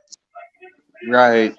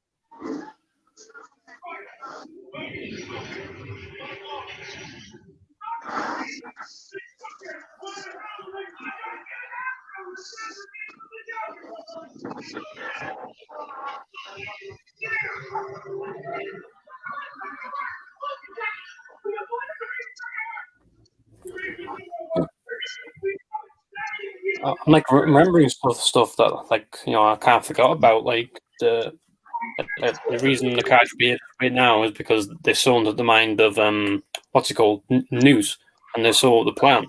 Like therefore they have to like sort of improvise. Mm-hmm.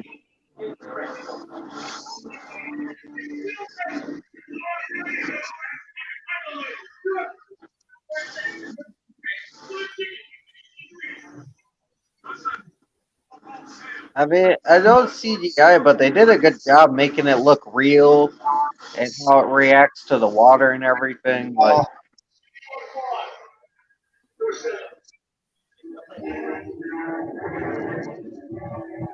they really did that.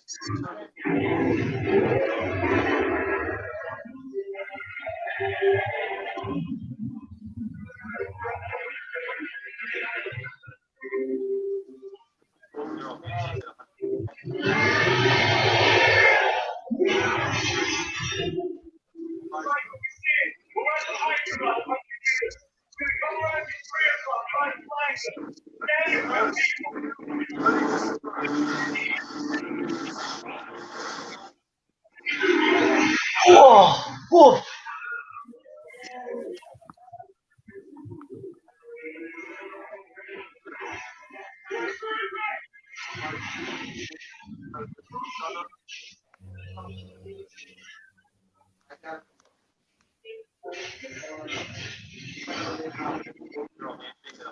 Oh,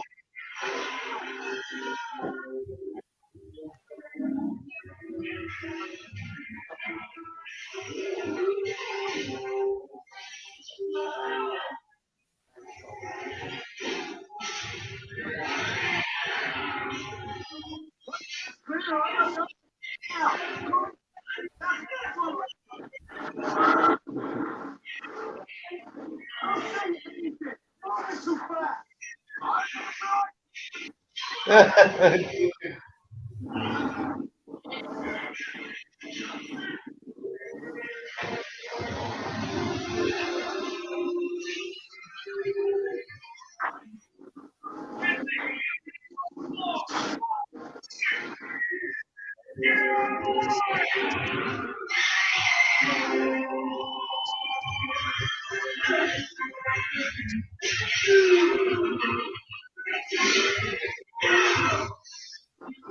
Dissected.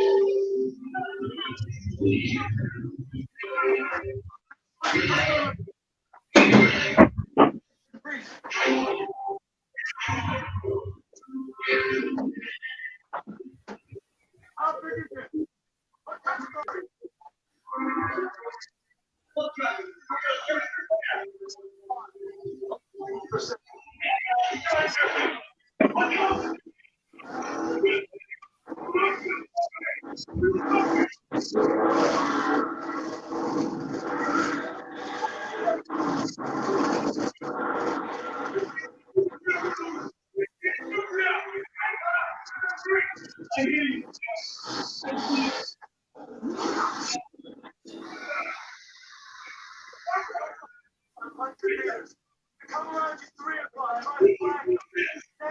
15 station.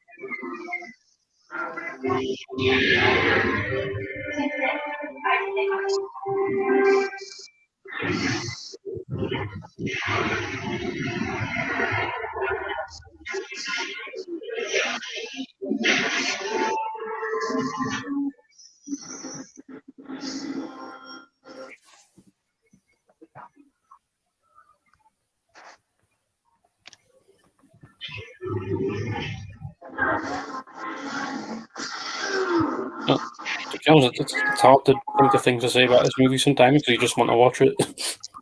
Yeah, no, sorry. It's been so long since I watched it.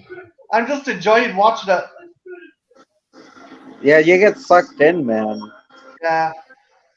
For sure. Rest in peace, Striker.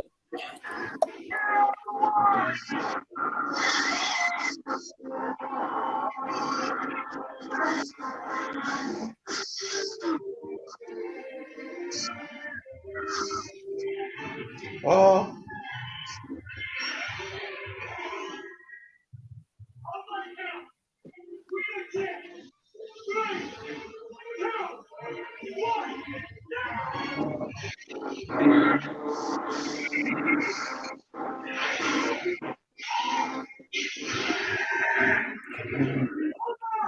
So this was the first time I ever saw like a nuke underwater, sort of. So like this was a cool effect at the time. Yeah. Right. It kind of reminds me of like Godzilla with the bomb they dropped in the first one. They do it under the water, I believe.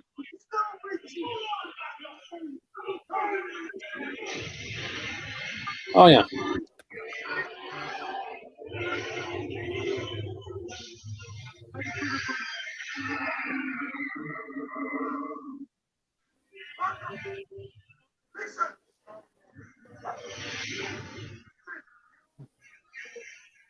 I'll always be always funny in the dirt.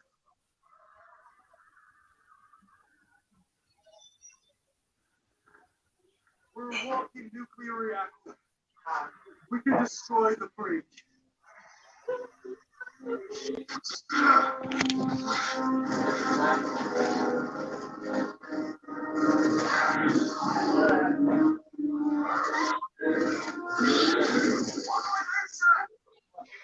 can clear the car. One lady. What about cargo, I say? Say if you have a shot, you take it. Let's turn it. Oh, yeah. I really do like it. It was a pleasure, sir.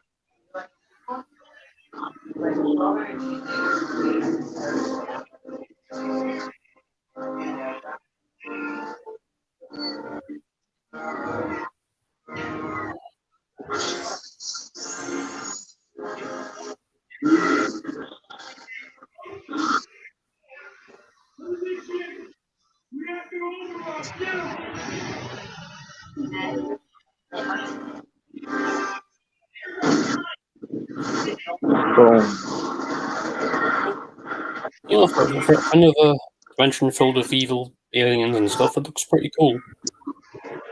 Yeah.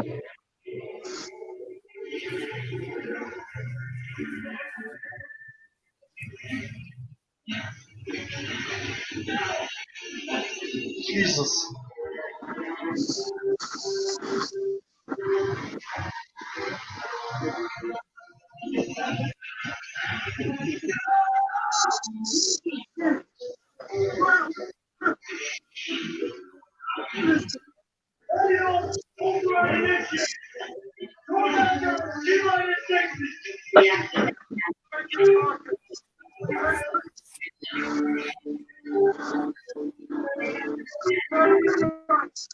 One way or another. We're getting it done.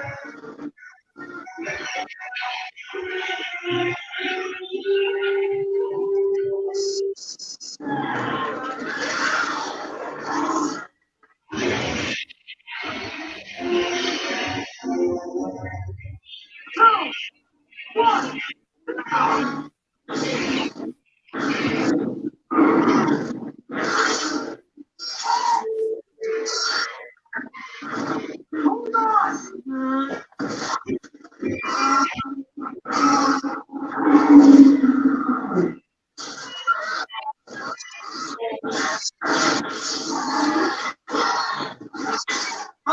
Get it down. Hold on, Nacho. I'm a burn this son of a bitch.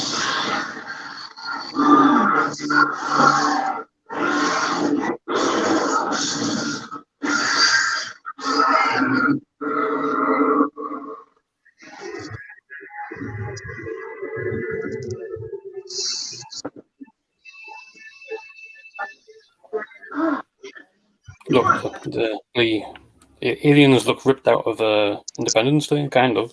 Yeah, I was going to say that.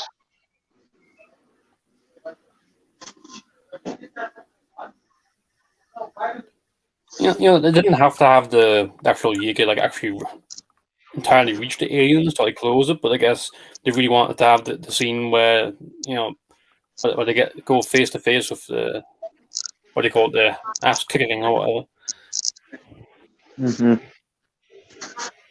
One thing I liked about this as well, and this is no fucking kind of jab at yourself and your country, Trenchy, but I like the fact that the cast was kind of multiracial. It wasn't just like, yeah, the Americans sort everything. Yeah, I mean, like I said, it's one of those world coming together sort of movies, Oh, that's not even a jab, even though I welcome many jabs towards my country. I do. But we need to be taken down a peg a couple times. But no, I agree. I like the diversity of the cast. I like how the one of the main heroes is an Asian woman. You don't really see that often, you know. Wait, Scarlett Johansson is an Asian, but But what about No, we don't talk To be about that fair, movie. to be fair, in the movie, they explicitly say that the corporation or whatever made her white. They gave her a white skin or something. Yeah, She's we're technically lucky Japanese, Sasha's in here. He would be going off. but the movie explicitly wanted to have part of the story, and she got like whitewashed. So it's actually kind of unreal. I don't like commentate on Hollywood itself by making it part of the story. Not that it was a great movie, but hey, it was original. Yeah.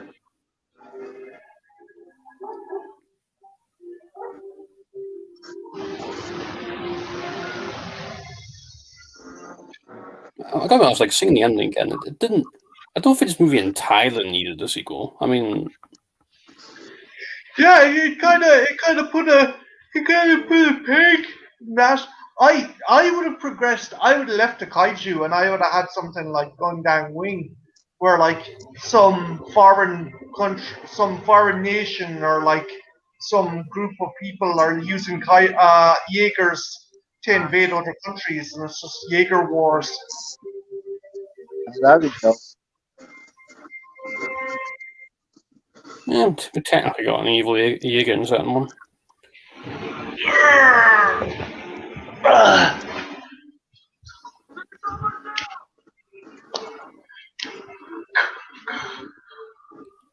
No, like when I was watching Pacific Rim 2, I really tried to give it every single chance. I really did. Like, I didn't want like what I felt about this movie to affect that, but like, it just didn't work. And I think that's all you can ask for. You just need to give everything a chance, and at the end of the day, if it doesn't work for you, it can't, you know. Yeah, yeah.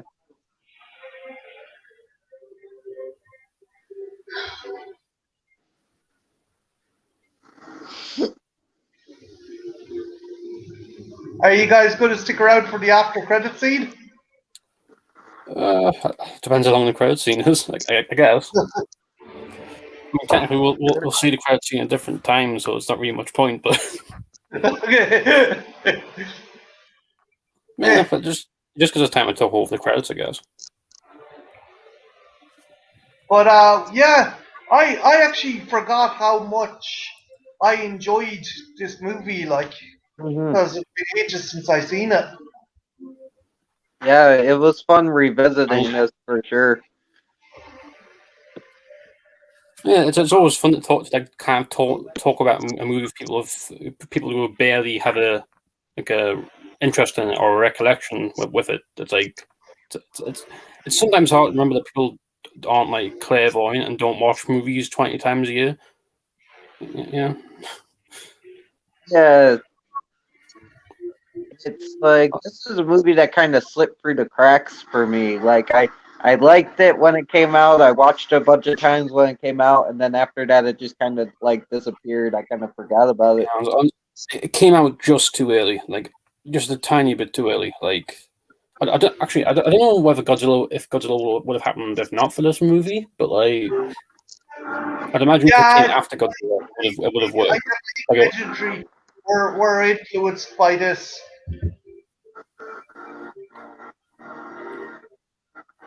Ah, where's my shoe? to be honest, like, there were other big movies that year as well. Like you had Iron Man 3 that made a lot of money, that kind of thing. Like I don't know. The MCU, man, definitely kind of you know, when you think of sci-fi, you'll think of those big ones, and this one kind of gets overshadowed, even though it might be one of the better sci-fi movies to come out in the 2010s. Are you going to do a watch stream of Uprising, James? Yeah, if I can find a copy that's around or something or something, I'll get around to it.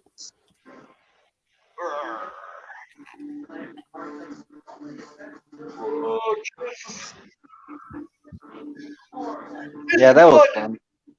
Yeah. Thanks a million, James. It was Yeah. a good stream. Oh, no, we were very quiet first.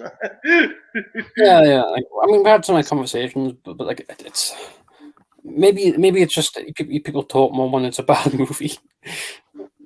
Maybe. Yeah, I find myself getting sucked into movies. There wasn't really much to take the piss out of in the movie, like. Yeah, I mean, it's almost like the only time we're joking around was when we were joking around about like what another movie like this would have done, like back in like the 90s or something. Jeez, can you imagine this made in the 90s? Oh, shit. Stop motion. I mean, no, but to be fair, the Power Rangers movies did have CGI. It hasn't aged well at all, but it did. I still like some of the Power Ranger movies. What attracted me to this originally, because I was a teenager, I'm like, oh, it's like Power Rangers fighting Godzilla. That sounds badass. It's like, yeah. I have a soft spot for Power Rangers, you know. It is. Yeah, I didn't get my Power Rangers soft spot until like after this, to be honest.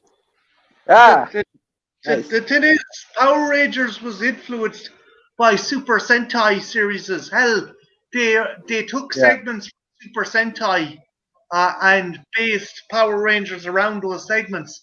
And Super Sentai was influenced by the likes of Ultraman and Kamen Rider and stuff like that. Yeah, and I live in a world where like Sentai like has characters watching like Power Rangers, and I think Power Rangers have started to watch Sentai now. So like we just live in a world where we've gone so meta to the point where like, well, Who's watching? Yeah, who watches the Watchmen and all that.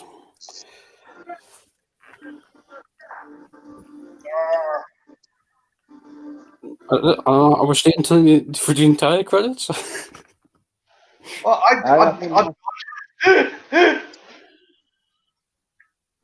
I just got to the credit sequence. Trenchy, are you going to be on Ethel's stream tonight? I plan on it. I definitely do plan on it. What you all doing? We're discussing Farscape, Firefly, and Stargate SG-1. Oh, I'll be discussing Firefly and just kind of just being there for the rest of it. I don't know any of the other ones. I'm used to smiling and nodding. It's pretty good.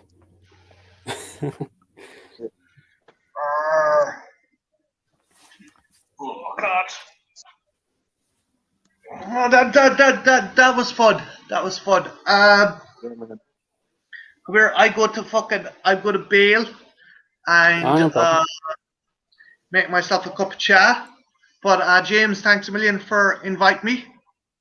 Yeah, no problem. I've been wanting to do one of these forever, so it's been a long time. Good crack. Also, in June we should do Jurassic World and Fallen Kingdom watch streams for Jurassic 2. Yeah, I probably should, yeah. Because they're both up on Netflix now. I don't know if you have Netflix. Netflix, but I'll take a look around so you can see what I can do. Yeah. Well, hopefully they stay up to June. Netflix is very finicky about that. The thing is, Netflix has kind of a monopoly on the Jurassic Park series now because they actually have the exclusivity. I mean, sometimes they come on Amazon, but like it's not forever. You know, like I'm assuming Netflix has them forever. Maybe. I'd say so. That'd be good. Right. I shall see you later, lads. Have a good day. Hey, Murray. Yeah.